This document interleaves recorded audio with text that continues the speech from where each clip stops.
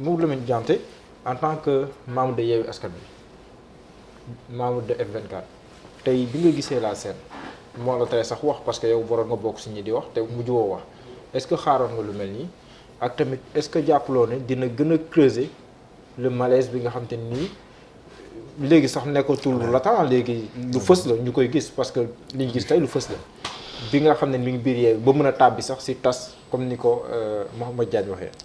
oui en fait dama lay remercier nga may ma nuyu sa chroniqueur yi. sama goro. ñu ngi lay fay. samay soxna Touré lañ sant. macha allah. Thierno. Diop waaw. Thierno Diop Sirési un collègue. sëñ Mansour ak sëñ Mansour. Mansour bi ñuy xamante yàgg na. di wax ni simplement que ne di masaw waa Ngor ak li leen dal. di jaale seeni mbokk ñi nga xam ne dañ fi bàyyeeku. ñaawlu simplement l'usage banalisé et excessif de la force boo xam ne ñoo ngi koy exercer ci population yi nga xam ne ils sont totalement désarmés. Leur seul tort c'est de revendiquer, leur seul tort c'est de manifester. ñuy dal seen kaw ba lii am foofu. ñuy massaw vraiment population yooyu. bëgg a wax ni c'est vrai que dégguma olof trop mais dégg naa ci olof yi ñuy naan ku sa wujju di sëlëm. doo set dëgg la. dégg naa tous les développements yi nga xam ne Mohamed def na ko fi te wóor na ma ne dara wóoru ko ci amu ci benn firnde li muy ñaan te xam naa aussi moom la ay ñooñam di ñaan mooy ñu gis Yewwi Askan Wi tas. Mais évidemment nous sommes suffisamment intelligents pour bañ a may Macky Sall loolu am li am nag kenn rafetlu ko d'abord damay féliciter F24 commencé ko ci coordonnateur am ak ñëpp ñi nga xam ne da ngay liggéey ak moom ci la manifestation ak mobilisation exceptionnelle boo xam ne am na fa. yaa ngi doon wax ñetti poñ mais ñeent la parce que dañuy laaj également pour que ñu génnee système parrainage ci ni anam bu ñu ko tëralee Sénégal mais aussi regretter vraiment incident yi nga xam ne am na. C'est vrai que comme ni nga ko waxee parfois mes amis de la presse c'est pas les trains qui arrivent à l'heure qui les intéressent donc ça a été un événement dans l'événement mais dama jàpp ne rek perception la parce que Khalifa Sall ñun ak moom ñoo jegandoo siège u PRP et on est parti en délégation là-bas. tey jii évidemment ànd boo gis rek y a parfois des contradictions mais nous on a toujours l'intelligence de gérer les contradictions à l'interne. C'est vrai que am na fi benn affaire boo xam ne am na fi mooy l'appel au dialogue. Je ne sais pas est-ce qu'on peut l'appeler un dialogue parce que waxtaan wolof waxtaan la koy wax. mais français am na concertation am na discussion am na négociation am na dialogue. Bon mais man li ma xam ci dialogue c'est pas ça que Macky Sall veut faire qu'on doit appeler un dialogue. Je pourrais revenir si le débat le permet. Si le débat le permet. Mais xam nga dañoo demoon manifestation pour donner un message à Macky Sall. Mais yow mi organiser manifestation ñi nga woo pour ñu ñëw fekkee manifestation ñoom également mën nañ la jox un message. Et c'est pourquoi on le prend avec suffisamment de responsabilité. Je sais qu'on va évaluer à l'interne. D'abord au niveau de Yewwi Askan Wi mais également au niveau de Force 24 parce qu'on a vu Khalifa Sall tey jii bu nu musul gis Khalifa Sall dañ ko xamee woon si dal mais bu Khalifa Sall bu demee bay weccoo kay tey ndaw mais loolu c'est révélateur. Ouais mais xam nga dafa am loo xam ne doo nekk gor nekk kilifa nga ñëw benn situation boo xam ne c'était imprévisible mu dal la mais. pourtant Sonko avait alerté kon daf leen bett. alerté lan. waxoon na ndaw ñii que bu kenn yuuxoo kenn kon ça veut dire que am na lu njortoon. Non justement c'est-à-dire que même ce message là pour moi il est maladroit et je ne pense pas que Sonko l'ait dit. Sonko je l'ai suivi dans sa déclaration. Oui. Il a fait une déclaration très responsable. mooy que non seulement il appelle les gens à se mobiliser massivement lors de cette de ce rassemblement, mais que véritablement qu'on puisse traiter tout le monde d'égale dignité. C'est ce que j'ai dit. Voilà, c'est ce qu'il a dit. Mais loolu laa wax ne est-ce que kon bu ñu demee bay àtt si loolu. oui, mais amul lu ñu jot c'est-à-dire que dama dégg tey ci prise de parole yi ñi di naan ñu ànd ak Ousmane Sonko bu ñu yuuxu wala képp koo xam ne da nga bëgg Ousmane Sonko bul yuuxu Ousmane yónniwul kenn pour mu yuuxu ay nit. mais man dama jàpp ne simplement c'est des militants de Yewwi Askan Wi parce que xam nga Yewwi Askan Wi biñ ko taxawalee. Ça a suscité un immense espoir. man ni ma ko jàppee mooy ngelawaay yéen ñi ngi ànd ensemble fexe leen ba bu kenn feewale. C'est ça le discours. C'est-à-dire qu'aujourd'hui, il ne faudrait pas que les gens posent un acte qui puisse amener les gens à se dire, comme ni Mohamed dit, Yewwi Askan Wi a volé en éclat. Je parle pas, je sais pas. Ousmane Sonko ak Barth, est-ce que posé wuñu ko? Non, xam nga yooyu c'est des sorties yoo xam ne am na déggin boo xam ne boo ko déggee du la neex. Mais en réalité, moi j'ai suivi la déclaration d'Ousmane Sonko de bout en bout. Amul fenn foo xam ne tudd na fa Barthélémy Dias, n'est-ce pas? Mais le passage dans lequel il parlait d'un responsable de Yewwi Askan Wi qui a rencontré Macky Sall et qui lui a rendu compte après, c'était pour préparer l'opinion que en réalité ce qui va arriver le 8 mai, Macky Sall non seulement daf ko planifier mais d'ailleurs am na koo xam ne wax na ko te mu xam ne kooku daf ma jege te dina ma ko wax.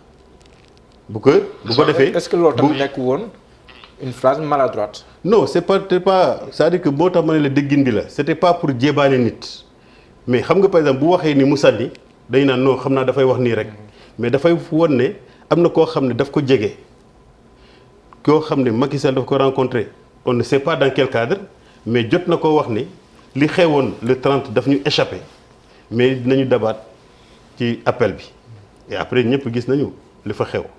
léegi nag bu loolu taxee ba Mohamed Diagne di tëb naan Ousmane Sonko dootul bokk ça pose problème koo xam ne yow reyoo nit sàccoo alalu réew mi ñu ne c'est une affaire civile boo xam ne procureur daf ci jël position parce que en réalité le plaignant bi le 30 bi ñu defee joxee verdict bi le 30 dafa ne moom dafay laaj 29 milliards il n'est pas satisfait il demande 29 milliards moo tax muy def appel bi ñu rendre décision bi le 8 dañ ko jox benn milliard lu tax il est satisfait maintenant parce que yooyu tappale moo dul mun a prospérer au Sénégal lenn daal leer na te F24 loolu la ñu wax 2024 kenn rek moo mënul bokk muy Macky Sall.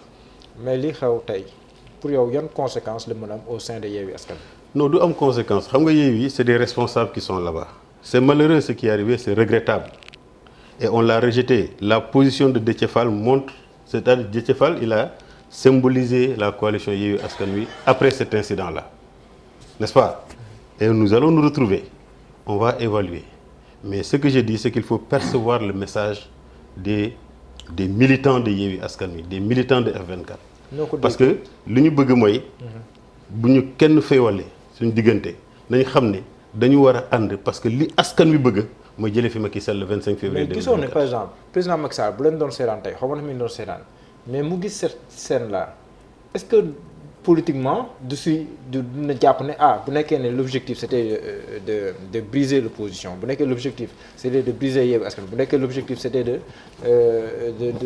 couper l'élan du F24 est-ce que du jàpp ne kon il a réussi son coup parce que bu demee ba la première manifestation malgré la mobilisation que mënoo leen sax àggali seen manifestation parce qu'il y a eu des huées est-ce que loolu ça n'est pas un échec de F24? Non, je pense pas que ce soit un échec de F24 xam nga lan la c'est-à-dire Macky Sall il a dit à haute et intelligible voix qu'il va réduire l'opposition à sa plus simple expression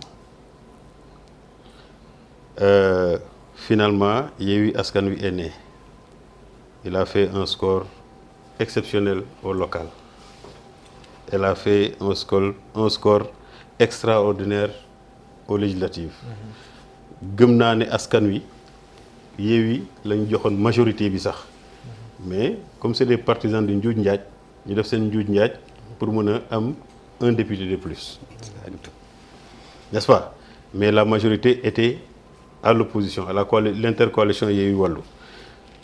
Il peut toujours continuer dans son entreprise de chercher à réduire l'opposition à sa plus simple expression. Mais li ma wax rek moom mooy que ni l'incident a eu lieu et je mets ça sur le compte de la perception, c'est-à-dire que nit ñi dañu jàpp ne tey jii ak appel boo xam ne Macky Sall appelé na ko te ñu gis yenn postures yi, parce que je dois dire que jusqu'à présent il n'y a pas encore une position formelle de Yewwi Askan Wi sur le dialogue, parce que on n'a pas encore fini de discuter là-dessus. Mais mun na am fii ak dimanche wala lundi ñu mën a am la position officielle de Yewwi Askan Wi. Léegi nag gars yi pour man dañoo am inquiétude mooy mbaadu Yewwi dafay waaj a tas par rapport aux positions des uns et des autres. Mais je tiens à rassurer les uns et les autres, parce que man en réalité je suis au sein de Yewwi Askan Wi amul dara lu mën a xew ci biir coalition bi te duma ko yëg, parce que je suis toujours là, on discute de tout. Donc c'est pour rassurer les gens que ni ñu nekkee woon benn démb ak barki démb loolu la ñu fas yéene, parce que la coalition Yewwi Askan Wi justement c'est une coalition qui se prépare à diriger le pays à partir du 25 février 2024 ñun loolu la ñu gëm. Maintenant la élection yi du ñu benn. bi ñu demee li Mohamed Diagne wax ça n'est pas pertinent, par exemple que.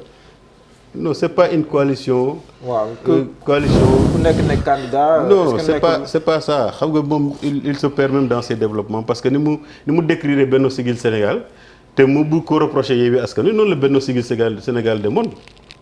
Et c'est parce que justement il y avait la candidature de Ousmane Tanor Dieng, yàlla na ko yàlla yërëm, il y avait la candidature de Moustapha Niasse, etc.